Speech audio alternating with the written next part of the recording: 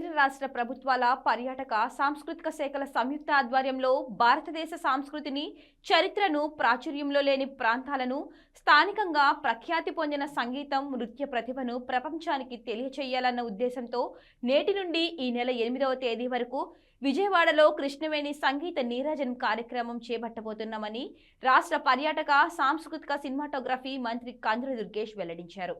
విజయవాడలోని ఘంటసాల వెంకటేశ్వరరావు ప్రభుత్వ సంగీత నృత్య కళాశాలలో నిర్వహించిన మీడియా సమావేశంలో మంత్రి కందుల దుర్గేష్ కృష్ణవేణి సంగీత నీరాజనం కార్యక్రమం వివరాలు వెల్లడించారు. విజయవాడలోని తుమ్మలపల్లి క్షేత్రీయ కళాక్షేత్రంలో పెద్ద ఎత్తున జరిగే కార్యక్రమానికి కేంద్ర ఆర్థిక శాఖ మంత్రి నిర్మలా సీతారామన్, కేంద్ర పర్యాటక శాఖ మంత్రి గజేంద్ర సింగ్ షెకావత్, రాష్ట్ర ముఖ్యమంత్రి చంద్రబాబు నాయుడు, ఉప ముఖ్యమంత్రి పవన్ కళ్యాణ్ హాజరవుతారని తెలిపారు. అదేవిధంగా ఆంధ్రప్రదేశ్ రాష్ట్రం నుండే కాకుండా ఇతర రాష్ట్రాల నుండి కళాకారులు కార్యక్రమానికి వస్తారని, ఈ నేపథ్యంలో కృష్ణవేణి సంగీత నీరాజనం కార్యక్రమంలో రాష్ట్ర ప్రజలందరూ పాల్గొని కార్యక్రమాన్ని జయప్రదం చేయాలని మంత్రి పిలుపునిచ్చారు. గడిచిన 5 ఏళ్లలో కుంటుపడిన రాష్ట్ర సంస్కృతి, కళలు, ఇతర కార్యక్రమాలను పునఃప్రారంభిద్దామన్నారు. ఈ సందర్భంగా మంత్రి కందుల దుర్గేష్ మాట్లాడుతూ కళలను కనాచి అయిన ఆంధ్రప్రదేశ్ రాష్ట్రంలో కళా సాంస్కృతిక వైభవాన్ని పునరుజ్జీవింపు చేయడానికి నిర్వహిస్తున్న అద్భుతమైన కార్యక్రమంగా కృష్ణవేణి సంగీత నీరాజనం కార్యక్రమాన్ని అభివర్ణించారు.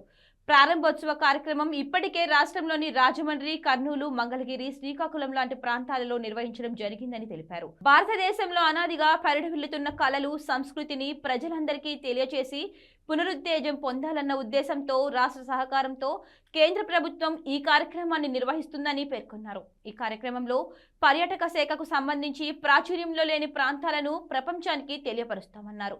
రాష్ట్ర ముఖ్యమంత్రి చంద్రబాబు నాయుడు, ఉప ముఖ్యమంత్రి పవన్ కళ్యాణ్ల చొరవతో, పర్యాటక శాఖ కృషితో కేంద్ర ప్రభుత్వం సాస్కీ పథకం ద్వారా పర్యాటక రంగానికి దాదాపు 177 కోట్లు కేటాయించిందన్నారు. ఆ నిధులతో అఖండ గోదావరి, గండికోట ప్రాంతాలను అభివృద్ధి చేయనున్నామన్నారు. ఇప్పటికే కేంద్ర ప్రభుత్వానికి సమగ్ర నివేదిక పంపించగా సానుకూలత వ్యక్తమైందన్నారు.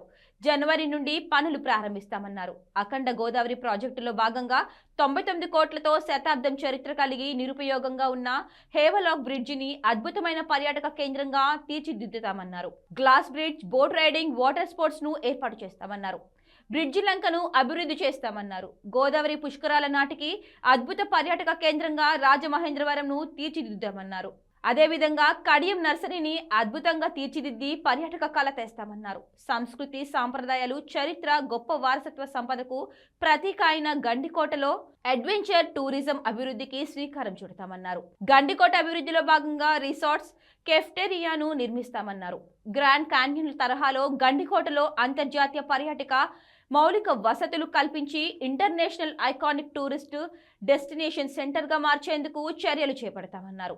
కేరళ కన్నా అద్భుతమైన ప్రకృతి సౌందర్యం ఆంధ్రప్రదేశ్ సొంతమని మంత్రి దుర్గేష్ తెలిపారు. పర్యాటకులు ఏదైనా పర్యాటక ప్రాంతానికి వస్తే 3-4 రోజులు గడిపేలా మౌలిక వసతులు కల్పించి టూరిజం సర్క్యూట్లను అభివృద్ధి చేస్తామన్నారు. రాబోయే రోజుల్లో ఈ తరహా మరిన్ని కార్యక్రమాలను విస్తృతపరుస్తామన్నారు. టెంపుల్ టూరిజంతో పాటు ఎకో, వెల్నెస్, హెరిటేజ్, అడ్వెంచర్ టూరిజంలను అభివృద్ధి చేస్తామన్నారు. గడిచిన 5 ఏళ్లలో నాడు ప్రతిపక్ష నేతలుగా ఉన్న చంద్రబాబు నాయుడు, పవన్ కళ్యాణ్లను విమర్శించేందుకే నాటి పర్యాటక శాఖ మంత్రి పనిచేశారన్నారు.